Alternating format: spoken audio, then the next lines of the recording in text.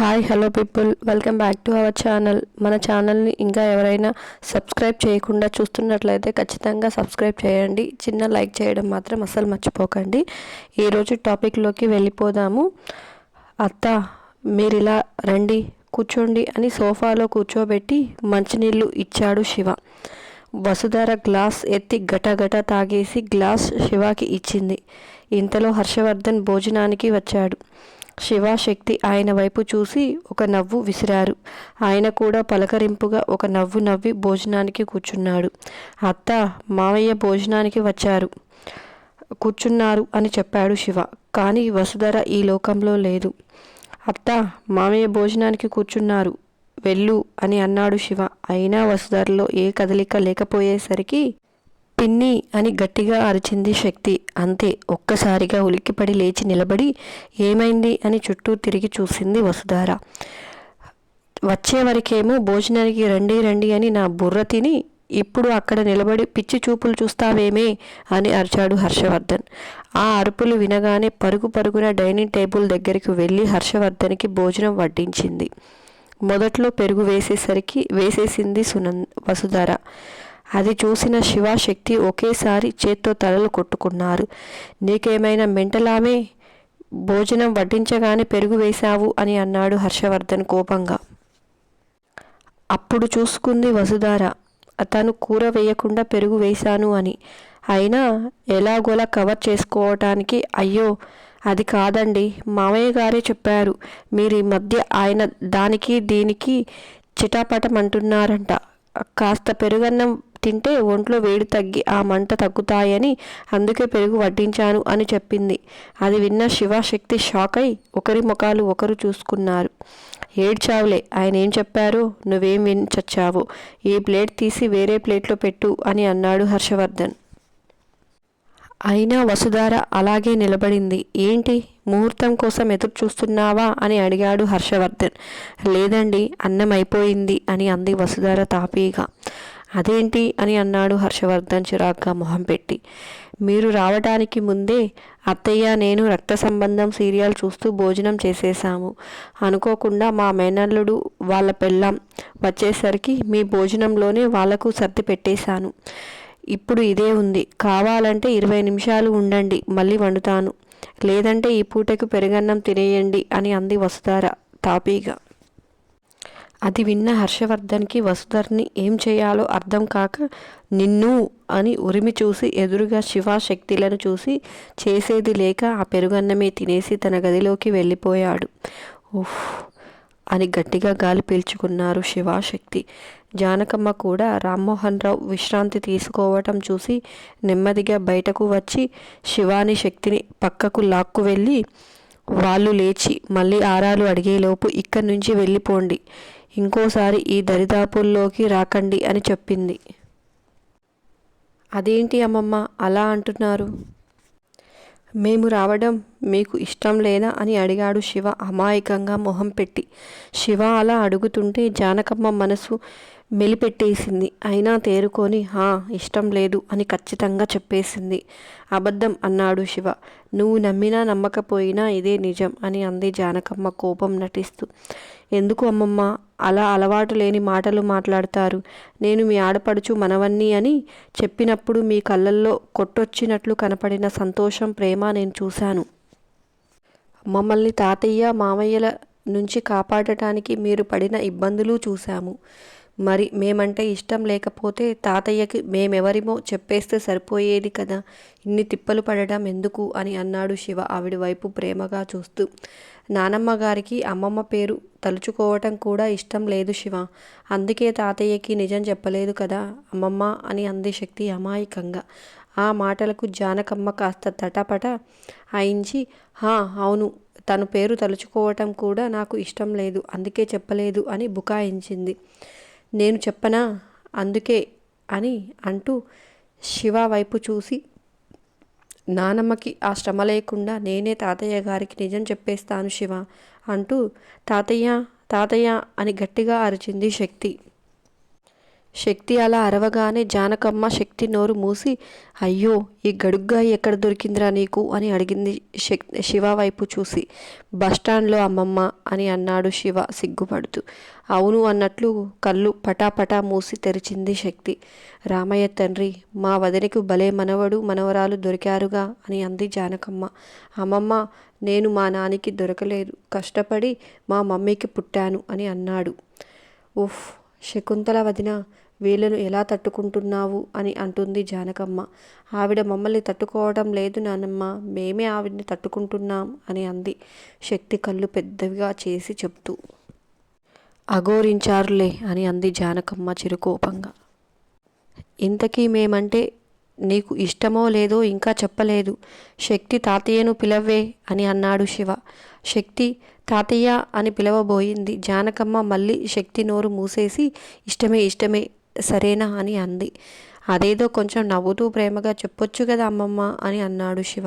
ఆ మాటలకు జానకమ్మ చిన్నగా నవ్వి 2 బుగ్గలు లాగి వేళ్ళు ఈర్చి, బంగారం దొరబాబులా ఉన్నావు నాన్న, నా దిష్టినే తగిలేటట్టు ఉంది, వెళ్ళిన తర్వాత మీ నానితో దిష్టి తీయించుకో అని చెప్పింది. మరి నేనంటే ఇష్టం లేదా అని అడిగింది శక్తి బుంగమూతి పెట్టుకొని. నువ్వు కూడా బాగున్నావే బంగారం అని శక్తిని కూడా ముద్దు చేసింది. ఇద్దరు దిష్టి తీయించుకోండి అని అంది. సోఫాలో కూర్చొని పిచ్చి చూపులు చూస్తున్న సునందాని పిలిచింది జానకమ్మ. కాఫీ తెమ్మంటారా అత్తయ్య అని అడిగింది వసుధార. మామూలుగానే దీనికి ఈ మాట తప్పించి రెండో మాట వచ్చి చావదు. ఈరోజు తగిలిన షాక్కి ఇదన్నా గుర్తు ఉంటుందో లేదో అనుకున్నాను. పర్వాలేదే, గుర్తుంది అని అంది జానకమ్మ. కాఫీ వద్దు, ఏమీ వద్దు, కానీ ఇలా రా అని పిలిచి చెవిలో ఏదో చెప్పింది.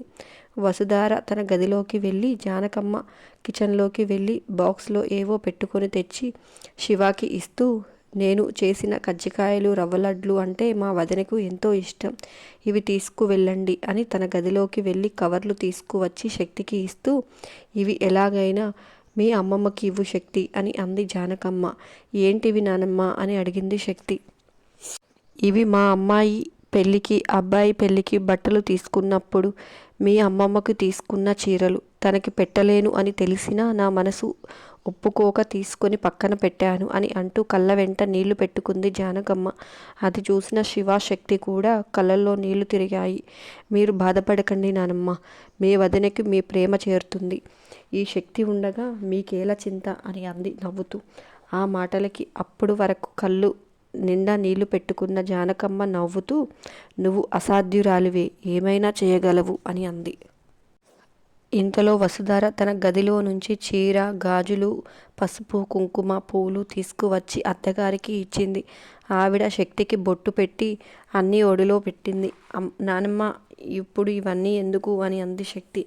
మొట్టమొదటిసారిగా మీ అమ్మమ్మ పుట్టింటికి వస్తే ఒట్టి చేతులతో ఎలా పంపిస్తాము అని ఎలా అనుకున్నావు అని అంది జానకమ్మ. ఆహాహా, ఇక నుంచి రోజు వచ్చిపోతుంటాముగా నానమ్మ అని అంది శక్తి. అమ్మో వద్దమ్మా, ఈ రోజుకే నా కోడలు 2 బీపీ టాబ్లెట్లు వేసుకుంది, మీరు రోజు వస్తే అది నేను పైకి పోతాము అని అంది జానకమ్మ. భయపడకు నానమ్మ, మీ ఆడపడుచు త్వరలో మీ ఇంటికి రావాలా వద్దా అని అడిగింది శక్తి. ఆడపడుచు ఇంటికి రావద్దు అని ఎవరు కోరుకుంటారు అని అంది జానకమ్మ.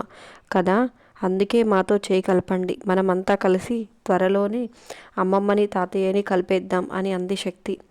వాళ్ళను కలపాలని చూసి మనం పైకి పోతాం కదా అని అంది వసుధ భయంగా. అత్త, ఈరోజు ఫస్ట్ డేనే కదా, కొంచెం టెన్షన్ పడ్డావు, 4 రోజులు పోతే అన్నీ అలవాటైపోతాయి. శివశక్తులు కూడా ఒక వ్యసనం లాంటి వాళ్ళే అత్త, ఒక్కసారి తగిలించుకుంటే వదిలించుకోవటం కష్టం అని అన్నాడు శివ నవ్వుతూ. అది తెలుస్తూనే ఉందిగా అని అంది వసుధార నవ్వుతూ. ఆహాహా, నాకు ఈ కొత్త అత్త భలే నచ్చిందే శక్తి అన్నాడు శివ. నాకు కూడా ఈ కొత్త మేనల్లుడు భలే నచ్చాడు అత్తయ్య అని అంది వసుధార శివ బుగ్గలు లాగుతూ. రామయ్య తండ్రి, సరిపోయారు అందరూ అందరే, ఏం చేస్తారో ఏంటో అని అంది జానకమ్మ. జానకమ్మకి వసుధారకి బాయ్ చెప్పి శివశక్తి అక్కడి నుంచి బయలుదేరారు. అప్పటికే సాయంత్రం అయిపోవటంతో నేరుగా ఇంటికి వెళ్ళారు. అప్పటికే సుహానా ఇంటికి వెళ్ళిపోయింది. శక్తి, శివ ఇంటికి వెళ్ళగానే ఆగండి అని శకుంతల గొంతు వినపడగానే ఒక్కసారిగా ఆగిపోయి ఒకరి ముఖాలు ఒకరు చూసుకొని వెనక్కి తిరిగారు. ఎక్కడి నుంచి వస్తున్నారు అని అడిగింది శకుంతల గట్టిగా అరుస్తూ. ఆ అరుపులు వినగానే సునంద భయపడి కంగారుగా పరిగెత్తుకుంటూ బయటకు వచ్చింది. అమ్మమ్మ, అది అది అని అంది శక్తి తడబడుతూ. నేను చెప్పాను కదా అమ్మమ్మ, ఇది కాలేజీకి అని చెప్పి చిగార్లు కొట్టడానికి వెళ్తుంది అని. ఇది చదువుకోదు, బావని చదువుకోనివ్వదు. కావాలంటే అడుగు, ఈరోజు కాలేజ్ ఎగ్గొట్టి ఎక్కడికి వెళ్ళిందో అని అంది సుహాన. దొంగ మొహంది, చెప్పేసిందిగా, వంగదీసి గుద్దాలి దీన్ని. దీని 2 కాళ్ళు విరగ్గొట్టి 1 వారం బెడ్ మీద పడేస్తే గాని మన పనులు అవ్వవు అని అంది శక్తి చిన్నగా. చెప్పడం ఎందుకు, చేసి చూపించు అని అన్నాడు శివ చిన్నగా, శక్తికి ఒక్కదానికే వినిపించేలా. ఆ మాట వినగానే శక్తి అవునా అన్నట్లు చూసింది శివ వైపు. అవును అన్నట్లు కళ్ళతోనే సైగ చేశాడు శివ. ఎక్కడికి వెళ్ళి వస్తున్నారు అంటే మాట్లాడరే అని అరిచింది శకుంతల. నాని, నేను శక్తి సినిమా చూడడానికి వెళ్ళాము అని చెప్పాడు శివ. శక్తి చేతిలో కవర్లు, శివ చేతిలో టిఫిన్ బాక్సులు చూసి, ఏ సినిమా హాల్లో బట్టలు పంచుతున్నారో మాకు కూడా చెప్పు కాస్త అని అంది శకుంతల. అమ్మమ్మ, ఇవి హాల్లో ఇవ్వలేదు, మీ మనవడు మీకోసం తీసుకున్నాడు చూడండి అంటూ చీరలు తీసుకువెళ్ళి శకుంతలకు చూపించింది శక్తి. అవి చూసిన శకుంతల, ఇప్పుడు నేను ఇలాంటి చీరలు కట్టడం మానేశాను కన్నా అని చెప్పింది. నాని, నేను నీకోసం ఎంతో ప్రేమగా తీసుకువచ్చాను, నువ్వు కట్టుకోకపోతే నేను ఊరుకోను అని అన్నాడు శివ. అది కాదు కన్నా, ఇలాంటివి కట్టుకోవటం నేను 15 ఏళ్ల క్రితమే మానేశాను. ఇప్పుడు ఇవి కట్టుకొని తిరిగితే చూసే వాళ్ళకి బాగోదు. ఏ షాప్లో తీసుకున్నావో బిల్లివ్వు, నేను రేపు వెళ్ళి మార్చేసి వేరేవి తీసుకుంటాను అని అంది శకుంతల. ఆ మాట వినగానే శివ, శక్తి ఒకరి ముఖాలు ఒకరు చూసుకున్నారు. మారిస్తే నేను ఊరుకోన్నాని, నేను ఎంత ప్రేమగా తెచ్చాను నీకోసమని. ఈ కలర్స్ కూడా నీకు చాలా బాగుంటాయి. అయినా ఇప్పుడు నీకేమంత వయసు అయిపోయిందని అన్నీ మానేయటానికి అంటూ గొడవ చేశాడు శివ. శివ మొండితనం ముందు శకుంతల వెనక్కి తగ్గక తప్పలేదు. సరే సరే, లోపల పెట్టు అని అంది నాని. అమ్మయ్య అనుకున్నారు శివ, శక్తి. అయినా మిమ్మల్ని చదువుకోవటానికి కాలేజీకి వెళ్ళమంటే అది వదిలేసి ఈ సినిమాలు, షాపింగ్లు ఏంటి అని అరిచింది శకుంతల. చచ్చాంపో, అమ్మమ్మకి ఇంత బ్రెయిన్ ఎందుకు ఇచ్చాడో ఆ దేవుడు అనుకుంటుంది శక్తి మనసులో. ఇంకోసారి కాలేజీలు ఎక్కొట్టి ఇలా తిరుగుతున్నారు అని తెలిసిందో చదువు మాన్పించి ఇద్దరిని పొలం పనులకు పంపిస్తాను. ఏంటి, అర్థమైందా అని అరిచింది శకుంతల. ఆ మాట వినగానే శివ, శక్తి ఇద్దరు బొమ్మల్లాగా నిలబడి తల గుండ్రంగా తిప్పారు కాదు, తిప్పుతూనే ఉన్నారు. తిప్పింది చాలే, వెళ్ళి స్నానాలు చెయ్యండి అని అరిచింది శకుంతల. అంతే, ఇద్దరు రూంలోకి పరిగెత్తి బెడ్ మీద పడి, ఉఫ్ బాబోయ్, ఒక్కరోజుకే పరిస్థితి ఇలా ఉంటే ఇంక ముందు ముందు ఎలా ఉంటుందో అని అనుకుంటున్నారు శివ, శక్తి. మరి శివ, వెళ్దాం వెళ్దాం అంటూ నా ప్రాణం తీసావు కదే, ఒక్కరోజుకే పులుసు కారిందా అని అన్నాడు శివ. మామూలుగా కాదు బాబోయ్, ఆ ఇల్లేంటో, ఆ కుక్కలేంటో తలుచుకుంటేనే చెమటలు పట్టేస్తున్నాయి అని అంది శక్తి. మరి అక్కడ మనమెవరేమో చెప్పేస్తా అంటూ కివాయత్తులు అరిచినట్లు అరిచావు కదే అన్నాడు శివ. ఏంటి చెప్పేది నా బొంద, తాతయ్య లేవకూడదు అని మనసులో దేవుడికి ఎన్ని దండాలు పెట్టుకున్నాను, నీకేం తెలుసు అని అంది శక్తి కళ్ళు తిప్పుతూ. హహహ, అర్థమైంది. సగం జనానికే ఇలా అయితే రేపు మొత్తం వస్తే ఏం చేస్తావే అని అడిగాడు శివ. నేనేం చేయను బాబు, అన్నీ నువ్వే చెయ్యాలి. ఇప్పుడు నాకు నువ్వే దిక్కు పతి రామేశ్వర అని అంది శక్తి. నీ ఇరికించేసి నేనే దిక్కు అంట, దొంగ మొహంది అనుకుంటూ టవల్ తీసుకుని వాష్రూమ్కి వెళ్ళాడు శివ. జానకి ఎవరూ లేకుండా చూసి తోటి కోడలు తులసమ్మకు ఫోన్ చేసింది. అక్కయ్య ఎలా ఉన్నారు అని అడిగి, మీ పక్కన బావగారు ఉన్నారా అని అడిగింది జానకమ్మ. లేరు జానకి, ఎందుకు అని అడిగింది తులసమ్మ. అక్కయ్య, ఈరోజు మన ఇంటికి ఎవరు వచ్చారో తెలుసా అని అడిగింది. ఎవరు వచ్చారు జానకి అని అడిగింది తులసి. ఇంకెవరు, మన శకుంతల వదిన మనవడు, వాడి భార్య అని చెప్పింది జానకమ్మ సంతోషంగా. ఆ మాట విన్న తులసమ్మకు షాక్ తగిలినట్టు కొంచెం సేపు నోట మాట రాలేదు. అక్కయ్య అక్కయ్య అని గట్టిగా పిలిచింది జానకమ్మ. జానకి, వింటున్నాను. నువ్వు చెప్పింది నిజమా? ఇన్నాళ్ళకి ఇప్పుడు వీళ్ళు ఎందుకు వచ్చారు అని అడిగింది తులసమ్మ. ఏమో అక్కయ్య, ఇదంతా నాకు తెలియదు, కానీ వాడు మన రామకృష్ణ కొడుకు. ఎలా ఉన్నాడు అనుకుంటున్నావు అని అంది సంతోషంగా. ఎలా ఉన్నాడు అని అడిగింది తులసమ్మ ఆతృతంగా. అయ్యో, అచ్చం సినిమా హీరోలా ఉన్నాడనుకో, అచ్చం అన్నయ్య గారి పోలికలే అని అంది జానకమ్మ. అవునా అంది తులసమ్మ. అవునక్కయ్య, వాడే వాగుడుగాయి అనుకుంటే వాడి పెళ్ళాం శక్తి అదొక చిచ్చర పిడుగు.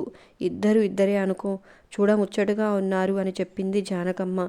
ఇద్దరు వాళ్ళ గురించి మాట్లాడుకుని మీరెప్పుడు వస్తున్నారు అక్కయ్య అని అడిగింది జానకమ్మ. వచ్చేస్తాం జానకి, ఒక వారం రోజుల్లో అని చెప్పింది తులసమ్మ. త్వరగా రండి అక్కయ్య, మీతో చాలా విషయాలు మాట్లాడాలి అని అంది జానకమ్మ.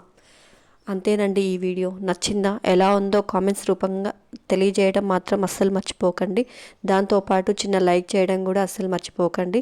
ఏ ఊరు నుంచి మన వీడియో చూస్తున్నారు, మన స్టోరీ ఎలా ఉంది, ఖచ్చితంగా నాతో షేర్ చేసుకోవటం మర్చిపోకండి. ఉంటాను. Bye bye.